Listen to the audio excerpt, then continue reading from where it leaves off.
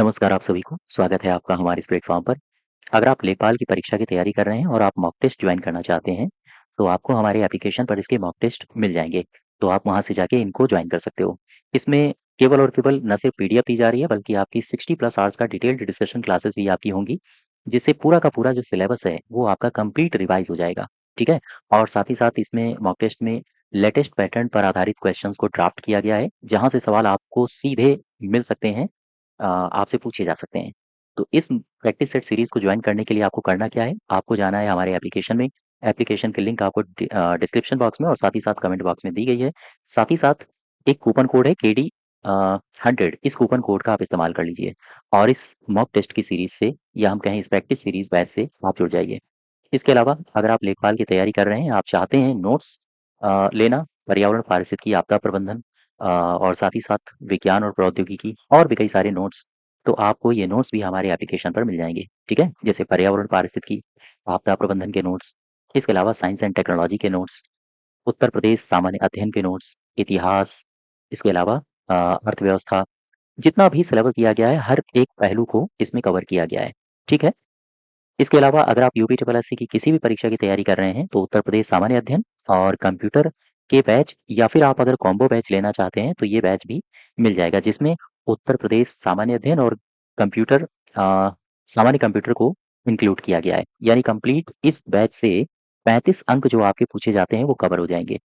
Combo batch से जुड़ने के लिए केडी 21 कूपन कोड का आप इस्तेमाल ज़रूर करिए। तो ये हमारा बैच है, अगर आप जुड़ना चाहते हैं, तो इस प्रैक्टिस सेट बैच से जुड़ सकते हैं। यहाँ पर हम डिस्कस करने वाले हैं आपसे कंप्यूटर के सारे सवाल और ये क्वेश्चंस यूपी ट्रिपल एससी की जो नई एजेंसी है उसके द्वारा जितनी भी परीक्षाएं करवाई गई हैं उनके क्वेश्चंस हम लोग डिस्कस करेंगे। ये वीडियो आपके लिए काफ़ी महत्वपूर्ण है क्योंकि यहाँ पर आपको उन सब के बारे में पता चलेगा जैसे जैसे आयोग इस समय कंप्यूटर से संबंधित सवाल पूछ रहा है। ठीक है, तो चलिए शुरुआत करते हैं क्वेश्चन नंबर 1 से। करा है कि कंप्यूटर सिस्टम में अंकगणितीय तर्क इकाई जिसे एएलयू कहा जाता है, एएलयू ये क्या करती है?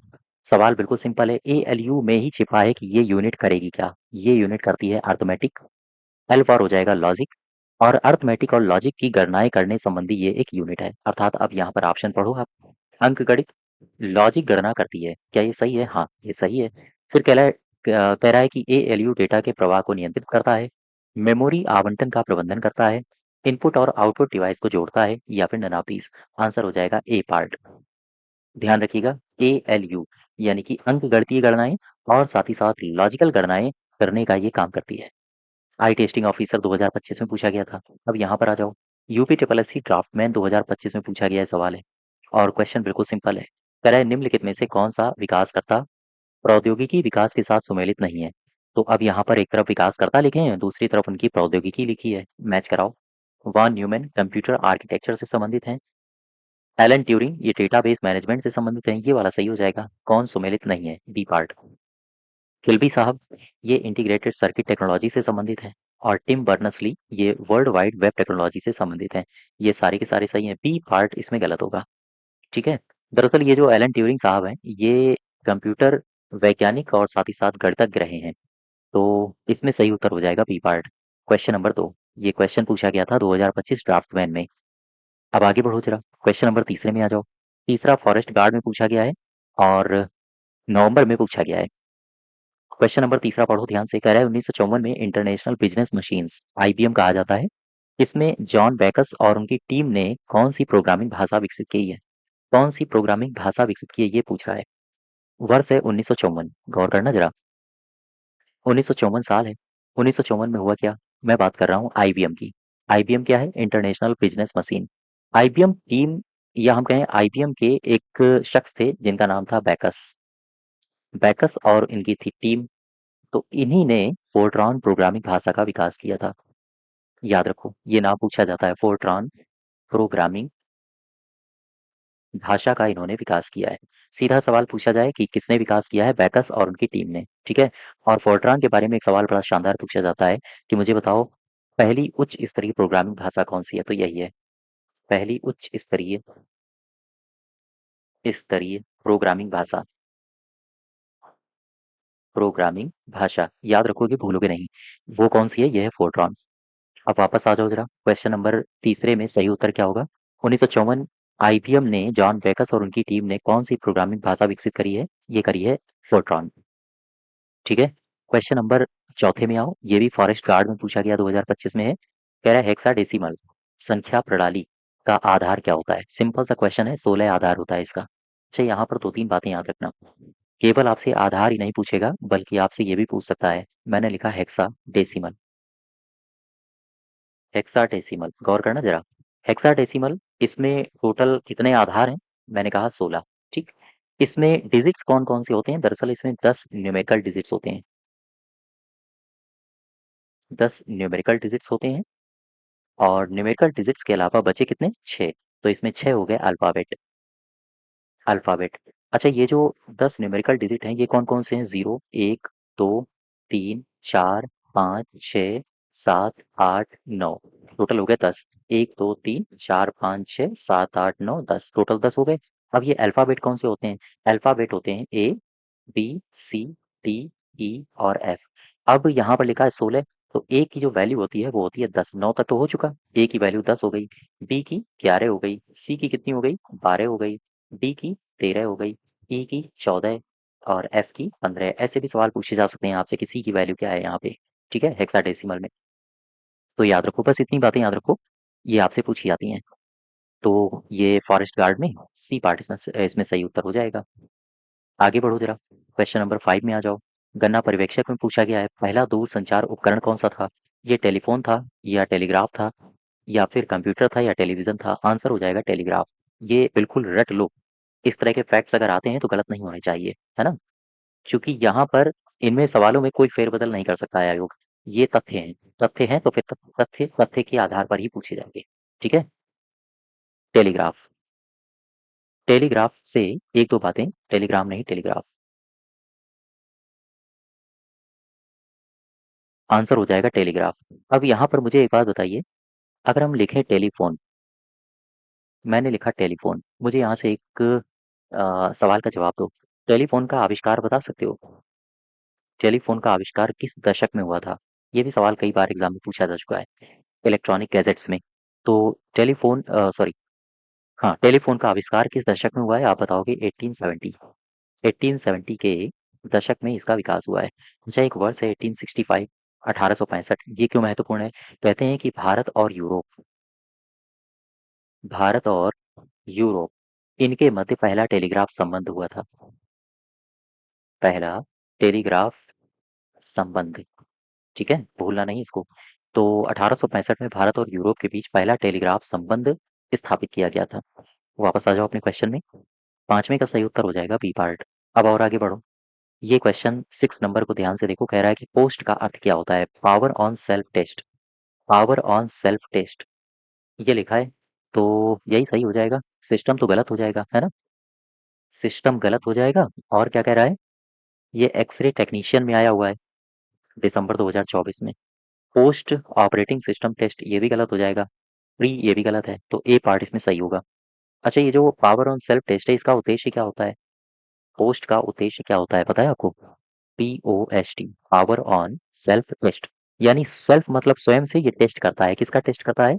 घटकों की जांच करता है। अर्थात इसका जो प्रमुख उद्देश्य है वो है हार्डवेयर हार्डवेयर घटकों की जांच करना। कैसे? सेल्फ। ठीक है।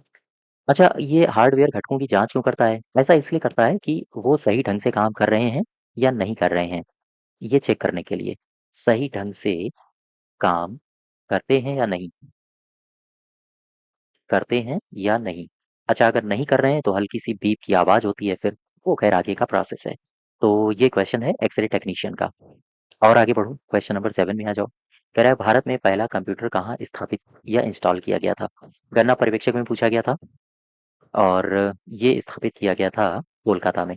इंडियन स्टैटिस्टिकल इंस्टीट्यूट कोलकाता में इसको स्टैब्लिश किया गया था। बी पार्ट सही होगा। क्वेश्चन नंबर 8वें में आओ। ये यूपी ट्रिपल एस सी प्रवर्तन कांस्टेबल 2025 की परीक्षा में पूछा गया है। सवाल बिल्कुल सिंपल है। कह रहा है कि डेटा का बैकअप न होने का संभावित परिणाम क्या है? अगर डेटा का बैकअप न हो, आपके पास सिस्टम है, अगर आप सिस्टम में डेटा का बैकअप नहीं रखते हैं तो क्या घटनाएं हो सकती हैं आपके आपके साथ? घटनाएं बहुत सारी हो सकती हैं। मान लो अगर डिवाइस में कोई खराबी आ जाए, तो आपका डेटा फिर रिकवर नहीं किया जाएगा, इसीलिए बैकअप करके रखा जाता है। ठीक है, देखो, डेटा का बैकअप लेना, डेटा का बैकअप लेना क्यों अनिवार्य है? अगर डेटा का बैकअप लिया है, डेटा का बैकअप लेना का मतलब क्या है, पहले तो मुझे ये बताओ। डेटा का बैकअप लेना का मतलब है जो हमारे पास जरूरी डेटा होता है, जरूरी डेटा की कॉपी हम करते हैं और उस कॉपी को सुरक्षित किसी सुरक्षित स्थान पर रखते हैं। अच्छा, ऐसा क्यों करते हैं? ताकि भविष्य में अगर हमें आवश्यकता पड़े तो हम इसका इस्तेमाल कर लें। अब सवाल ये आता है, अगर डेटा का बैकअप नहीं किया, यदि डेटा बैकअप नहीं किया या नहीं लिया, तब कौन-कौन सी हमारे सामने समस्याएँ खड़ी हो सकती हैं? खड़ी ये हो सकती हैं कि मान लो अगर कंप्यूटर क्रैश हो जाए, अब क्या होगा? समस्या खड़ी हो जाएगी, डेटा कहाँ से लाओगे? मान लो आपकी जो हार्ड डिस्क है, वो खराब हो जाए, अब क्या होगा? समस्या फिर आ गई, कहाँ से लाओगे डेटा? या फिर वायरस अटैक हो जाए, ये भी हो सकता है, बिल्कुल हो सकता है, क्यों नहीं हो सकता है? तब डेटा कहाँ से लाओगे? इसके अलावा मान लो अचानक या फिर धोखे से या फिर आप नींद में थे और आपकी जो ज़रूरी फ़ाइल थी, वो फ़ाइल डिलीट हो गई, ठीक है? वो फ़ाइल हो गई डिलीट। अब क्या होगा? ऐसी स्थिति में सारा जो डेटा होगा, आप उसे खो देंगे, खो जाएगा। इसीलिए ज़रूरी होता है डेटा का बैकअप। अब वापस आओ ज़रा, यही यहाँ पर लिखा गया है। डेटा का बैकअप ना हो तो संभावित परिणाम क्या होगा? बेहतर ग्राफ़िक्स तो होगा नहीं, कंप्यूटर की गति में वृद्धि हो जाती है, ये भी गलत है। बेहतर इंटरनेट कनेक्टिविटी हो जाती है, ये भी गलत है। डेटा की हानि हो जाती है, ये सही हो जाएगा। फिर आ जाओ, वन रक्षक यानी फॉरेस्ट गार्ड में पूछा गया है। क्वेश्चन नंबर 9 कह रहा है कि कैलकुलेटर किस प्रकार की कंप्यूटर कार्य पद्धति पर कार्य करता है? कम सॉरी, कैलकुलेटर किस प्रकार की कंप्यूटर कार्य पद्धति पर काम करता है? कैलकुलेटर के बारे में पूछ रहा है ना, तो हाइब्रिड तो होगा नहीं, कैलकुलेटर पूछ रहा है, तो एनालॉग भी नहीं होगा, ये डिजिटल होगा। सी पार्ट सही हो जाएगा 9th का। क्वेश्चन बिल्कुल सिंपल सा है, कैलकुलेटर डिजिटल कंप्यूटर के कार्य पद्धति पर काम करता है। अब आ जाओ 10th में, 10वें में क्या कह रहा है? 10वें में कह रहा है कि भारत में निर्मित प्रथम सुपर कंप्यूटर को क्या नाम दिया गया है? जो पहला सुपर कंप्यूटर है, उसे क्या नाम दिया गया है? जूनियर इंजीनियर में पूछा गया 2015 में। परम नाम है इसका, भूलोगे नहीं, परम। यहाँ पर आओ, 2-3 बातें याद रख लो। एक तो ये मैंने लिखा परम 8000, ठीक है? परम 8000। क्या कहोगे आप इसको? कैसे सवाल पूछा जाएगा इसके बारे में? इसके बारे में पूछा जाएगा आपसे कि मुझे बताओ भारत का पहला सुपर कंप्यूटर आपसे सीधा सवाल पूछा जाएगा तो आप बताओगे परम 8000। अगर आपसे पूछे इसे भैया बनाया किसने? इसे बनाया 1991 में। किसने? सीडैक ने, सीडैक पुणे ने, ठीक है? इसने इसको बनाया है। एक मिशन शुरू किया गया है भारत सरकार के द्वारा, इसको बोलते हैं राष्ट्रीय सुपर कंप्यूटिंग मिशन। इसके बारे में 2 बातें याद रखना, राष्ट्रीय सुपर कंप्यूटिंग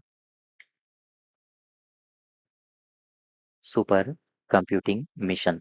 इसके बारे में 2 बातें आप याद रखोगे। कौन-कौन सी ये 2 बातें? ये 2 बातें इसलिए महत्वपूर्ण हैं कि सुपर कंप्यूटिंग मिशन को शुरू कब किया गया था? एक तो ये पूछा जा सकता है आपसे, तो आप बताओगे 2015, 2015 में, ठीक है? और एक आपसे मंत्रालय पूछ सकता है, मंत्रालय। तो मंत्रालय कौन-सा है? मंत्रालय है साइंस एंड टेक यानी कि विज्ञान और प्रौद्योगिकी विभाग, प्रौद्योगिकी विभाग। साइंस मिनिस्ट्री है इसके अंतर्गत, ठीक है? तो राष्ट्रीय सुपर कंप्यूटिंग मिशन 2015 में शुरू हुआ और विज्ञान और प्रौद्योगिकी विभाग के अंतर्गत ये काम कर रहा है। अच्छा, क्वेश्चन नंबर 11 में आ जाओ। ये व्यायाम प्रशिक्षक 2018 में पूछा गया सवाल है। कह रहा है कंप्यूटर्स की दूसरी पीढ़ी किस दौरान देखी गई? कंप्यूटर की पहली पीढ़ी कब आई, दूसरी पीढ़ी कब आई, तीसरी कब आई, चौथी कब आई, पांचवी कब आई? इसके ईयर्स लिख लो और ये ईयर्स एज इट इज याद रखना। हालांकि ईयर्स में 1-2 साल का वेरिएशन आपको देखने को मिल सकता है, अलग-अलग स्रोतों में अलग-अलग जानकारियां मिलती हैं, लेकिन इसी के आसपास आप ऑप्शन को ढूंढोगे, जैसे पहली पीढ़ी, दूसरी पीढ़ी, तीसरी पीढ़ी, चौथी पीढ़ी और पांचवी पीढ़ी। जो मैं ईयर्स लिख रहा हूँ इसी ईयर के आसपास आप ऑप्शन ढूंढोगे, ठीक है? क्योंकि हो सकता है अलग-अलग स्रोतों में आपको अलग-अलग जानकारियां मिले। 1942 से 1955 ये रही पहली पीढ़ी। दूसरी 1955 से लेकर 1964 तक ये रही दूसरी पीढ़ी। तीसरी पीढ़ी 1965 से लेकर 1974 तक रही। चौथी पीढ़ी 1975 से लेकर 1989 तक रही और पांचवी 1989 से लेकर ये वर्तमान जा रही है। अब यहाँ दूसरी पूछ रहा था ना 1955 से 64 के आसपास देखो, कोई है ऑप्शन? 1955 से 64 के आसपास ये ऑप्शन है, सी पार्ट इसमें सही हो जाएगा। ठीक है, तो ये ईयर्स याद रखना, ये अवधि याद रखना। पहली पीढ़ी कंप्यूटर की 1942 से 55, दूसरी पीढ़ी 55 से 64, तीसरी 65 से लेकर 74, चौथी 75 से लेकर 89 और पांचवी 89 से अब तक। ठीक है, तो ये क्वेश्चंस हैं कंप्यूटर से संबंधित। इसी के आगे हम लोग नेक्स्ट डे कंटिन्यू करेंगे। धन्यवाद। और हाँ, इसकी पीडीएफ के लिए कहाँ जाओगे? पीडीएफ के लिए आप टेलीग्राम चैनल की लिंक दी गई है, वहाँ पर आ जाइए, इसकी पीडीएफ वहाँ पर डाल दी जाएगी। धन्यवाद।